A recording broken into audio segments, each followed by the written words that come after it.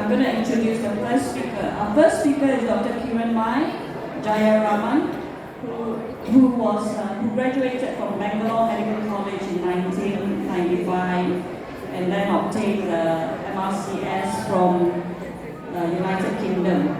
She's currently based in University Malaysia Medical Center, and it has been a consultant emergency physician there for 15 years already. And apart from that, Dr. Kiran is a passionate advocate for holistic health. She tries to marry conventional Western medicine with traditional practices, including energy healing to promote true wellness and self-transformation. She will be speaking on an extremely important topic of sleep and how to heal your sleep naturally. Without further ado, let's welcome Dr. Kiran to the stage for her talk.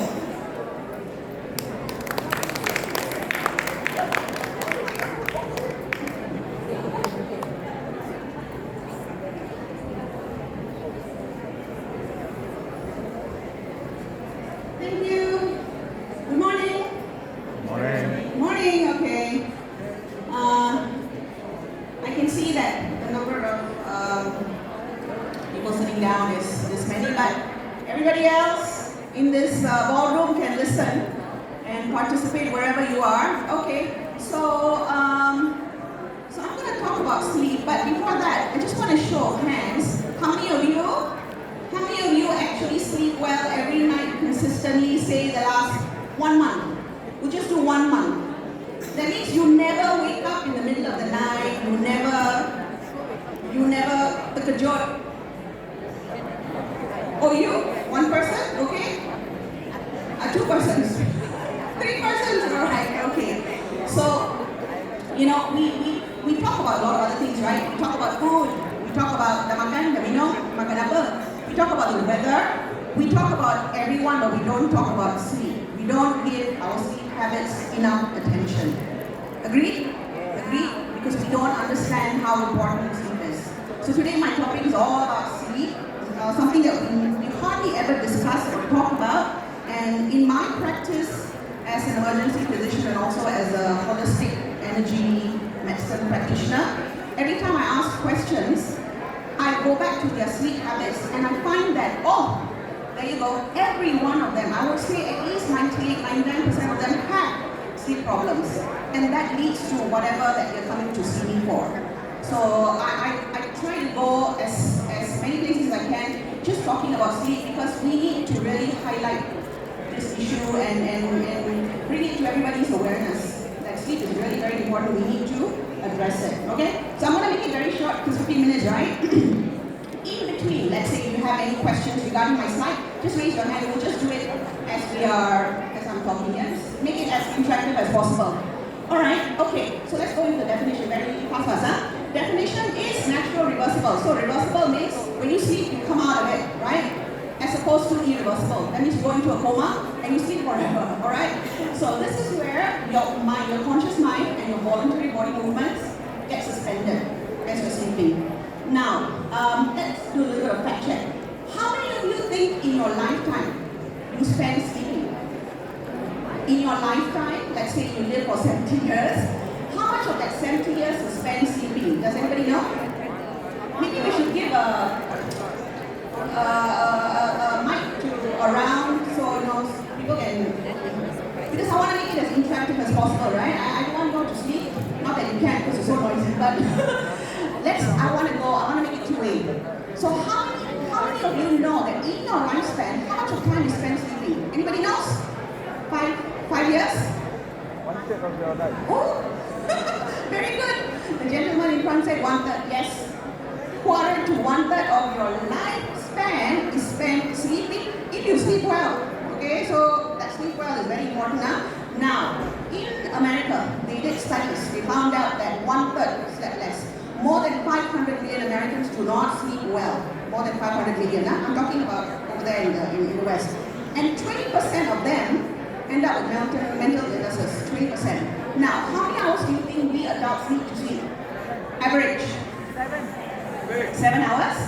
Okay, so according to the National Sleep Foundation, you're right, they recommend 7 to 9 hours per night. Anything less than this will lead to chronic diseases. Anything less than this.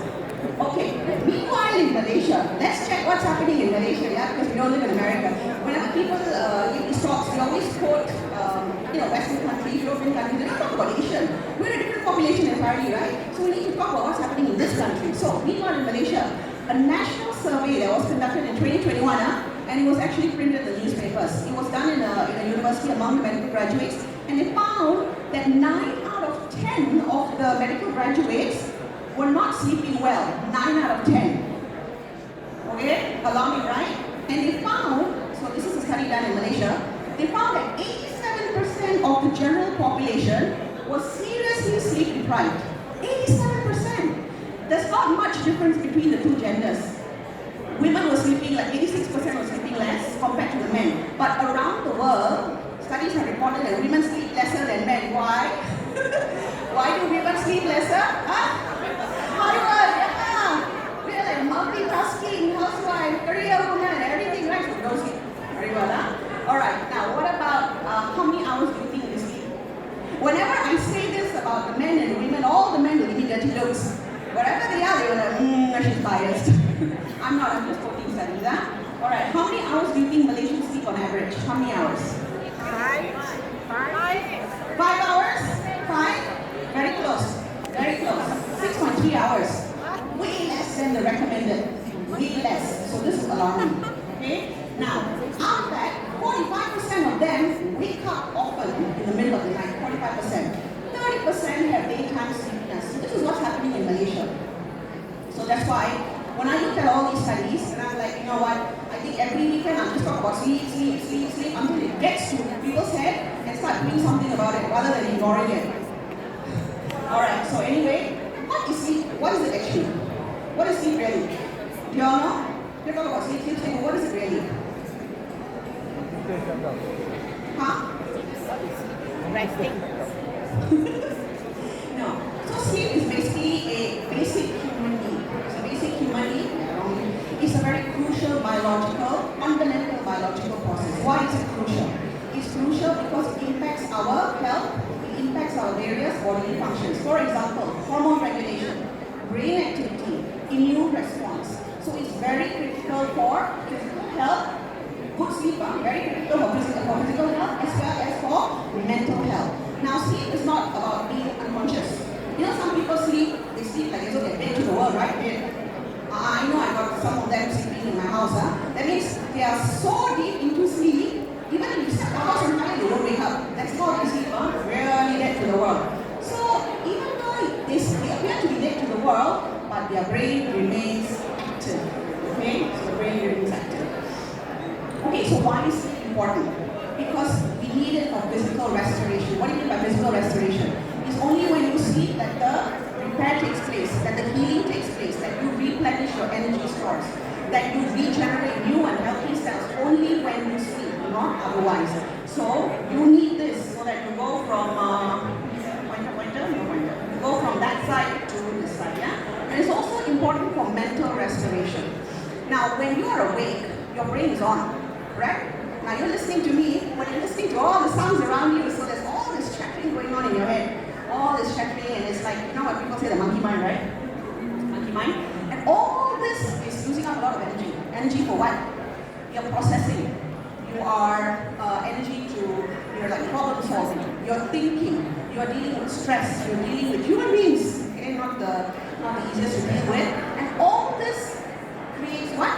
All this creates waste. So it's going to be a lot of waste built up in your brain and your body, and that leads you to feeling tired, exhausted. It slows you down. How? The thinking process. It slows your productivity. So that's what happens when you don't get enough sleep. So when you sleep, so if you don't get enough sleep, this is what's happening in your brain.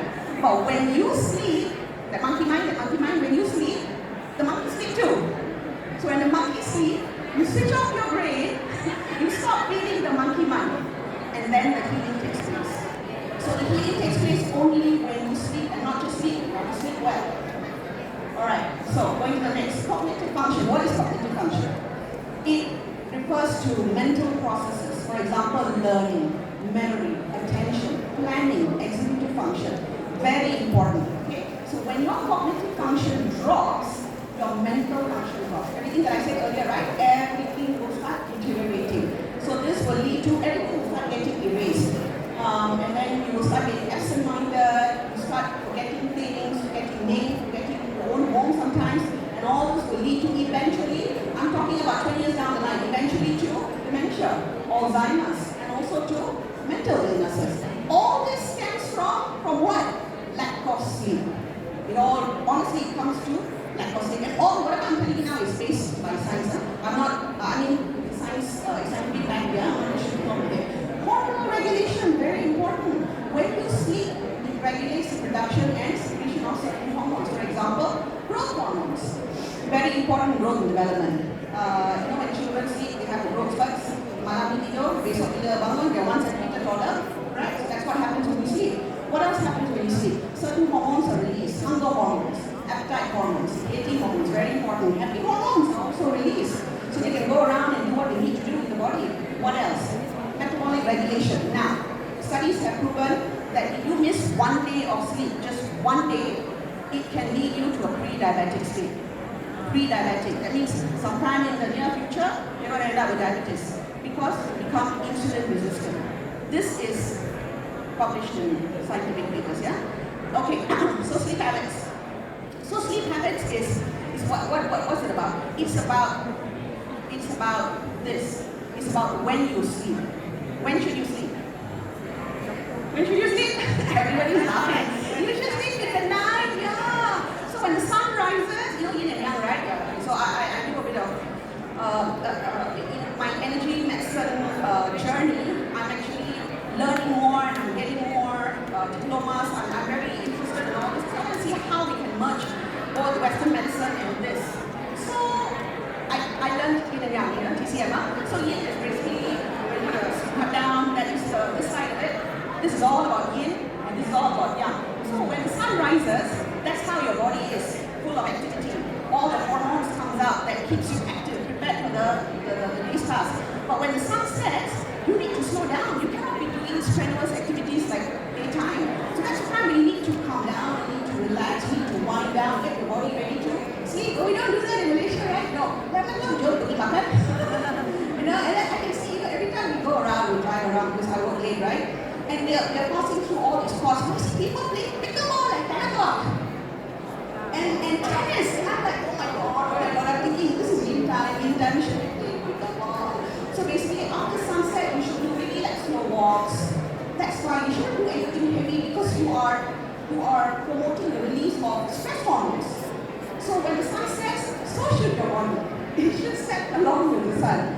Okay? So, and also, don't forget, it's about how much you sleep. So recommended 7 to 9 hours. It's also about quality. That means, are you sleeping well? Yes or no? Are you sleeping soundly? Are you sleeping deeply? So therefore, when that happens, you wake up like this the next morning. Or, is your sleep disturbed? Are you waking many times in the night for what? Nightmares, toilet calls. Are you choking? Are you waking up gasping? Or is somebody sleeping like this next to you? When actually fact, we both must be sleeping like this, right? So that when your sleep is disturbed, so I see everybody pointing. Everybody's pointing and pointing to the husband. So all pointing to each other. So basically, when this happens, when you wake up the next morning, macam ni lah. So you go to work grouchy, right? Yeah, exactly. You just want to go because sleep and work goes together. When you sleep well, you wake up the next morning, you're refreshed, you're ready to take on, right? Whatever you throw at me, I can deal with it. But when you don't have a good night's sleep, you're like, so I have to do is it. I kind of figure it out. It's very irritable and annoying, right? So this is what happens. But a study done in Japan showed that it's not the quantity, that means it's not 7 to 9 hours, it's the quality that matters. Quality. I mean, sometimes you find that you are in the middle of a meeting, especially, and then you doze off. And then when you buka mata, it's like 15 minutes, but you feel that 15 minutes felt like 7 hours. And then you're so fresh. So it's actually quality. Okay? Okay, now the sleep physiology, should I go through this or not? Just make it short because it's all very time is up. Okay, so basically you've got 4 stages. You've got 4 stages and it goes through non-REM 1, 2, 3. This stage here is very important, very important as well. This is where all the restoration and regeneration process takes place. Okay? So what drives your sleep habit? What are the factors that contribute to your sleep drive? Your body temperature. You must have the right body temperature in the night so that you can sleep well. You don't want to be too hot, too humid, or too cold. This actually is more towards the Western countries where you have 4 seasons, not really to us. Another one is what is that? Melatonin, This one. This is actually your sleep hormone, okay? Sleep hormone. When does it come out? When the moon comes up. When the sun sets and then the melatonin comes up. And then when the sun comes up, what happens? The melatonin goes away. And that is your sleep hormone. It comes out around what time? 9 o'clock, 10 o'clock. So you should already be in bed by 10 so that it can do its work. Okay? And there's another thing is the circadian rhythm. What's the circadian rhythm?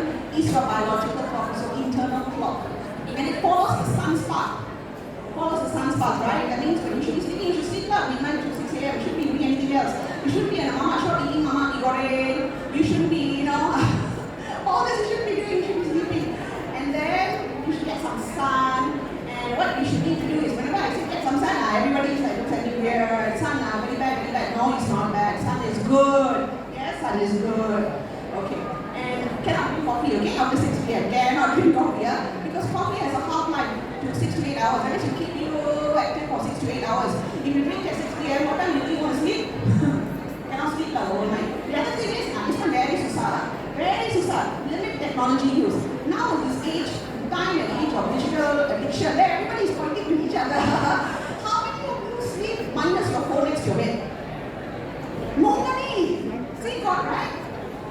Okay. I sometimes, because of work, I have to look at the phone. But that blue light that comes from your electronic devices, right? Not good for your sleep hormones. Not good. It prevents the release.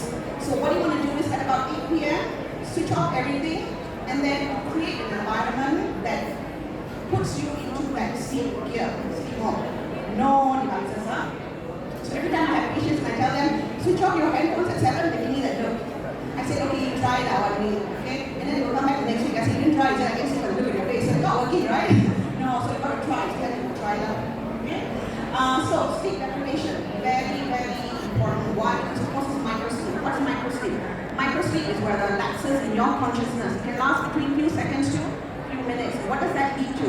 It poses significant danger to yourself, especially when in the middle of an activity. For example, driving, road traffic accidents, you can fall, you can also harm other people as well. Because when you're sleeping, you go into the microsleep for that few seconds, minutes, something will actually happen to somebody and you fail to catch it.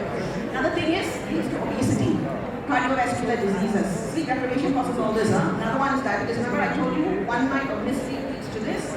Yeah, and then leads to mental disorders and also immune response becomes weakened. So immunity becomes weakened. So every time you fall sick, don't wonder anymore. Go back and look at your sleep. Are you sleeping well or not? Most probably you're not. Okay, this is what I do. I know time is running out. This is what I do. Okay, it's called a form of touch therapy. It's acupressure. I'm sure all of you are well versed with this, right? I'm sure all of you go for all these techniques. But what I do is, this is the concept. But what I do is, I actually do something called touch therapy. Later, after this talk, I'm going to do a free session for 10 people, only on sleep points. So if you have sleep problems, you can go out there, register yourself, and then I'll meet you. Madam Margaret will assist you all, so you see her outside. Oh, sorry, I forgot to thank the organizers, Madam Margaret and Susan G, for inviting me and organizing everything in the last minute for me. Thank you so much, thank you so much. Okay. So this is what I do, and what does it do? It makes the energy flow, the chi, it makes the energy flow. So when the energy flows, it goes to your nervous system, activates it, releases the sleep hormones. And what happens? A lot of things happen. You know that mental chatter, that monkey mind, all stops. So anxiety reduces, your mind becomes calmer, your muscle tension gets relieved, your muscles become more relaxed, you go into a relaxed physical state, and then your heart starts to slow down, your breathing starts to slow down, and finally you have a sense of tranquility. Okay, so this is what my touch therapy does. Very simple, it's non-invasive, it's painless, no drugs, no side effects, no complications, and it has long-term permanent solutions. I wouldn't say 100% because everybody responds differently.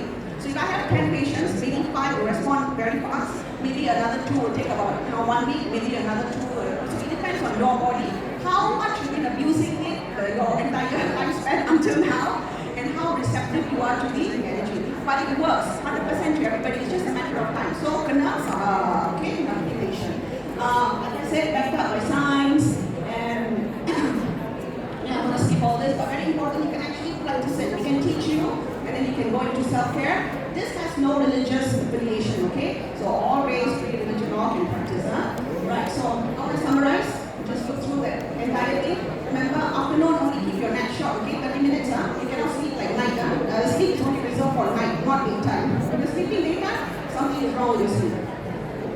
Okay, this is how you want to create your nighttime routine in your bed, in your bedroom. Create an environment, dim the light, put iPad if you need, put on some aromatherapy, put on some light music, throw away your headphones. That's what you need to create, okay? So create a consistent sleep schedule so that you sleep like this. Thank you.